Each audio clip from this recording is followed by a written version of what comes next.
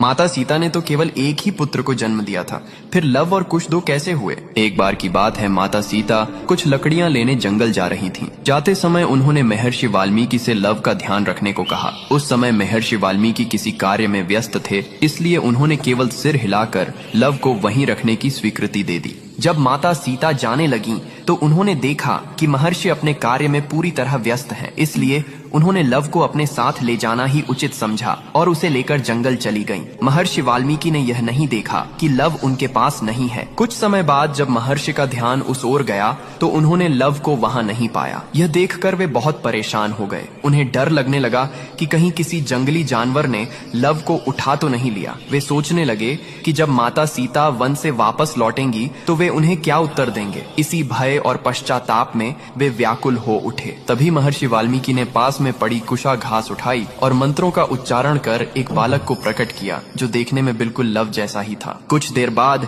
जब माता सीता वन से लौट कर आईं, तो महर्षि ने देखा कि उनके हाथ में लव पहले से ही मौजूद है। यह देखकर वे आश्चर्यचकित रह गए, लेकिन माता सीता उस दूसरे बालक को देखकर अत्यंत प्रसन्न हुई, क्योंकि वह बालक कुशा से उत्पन्न हुआ था, इसलिए उसका नाम कुश रखा गया।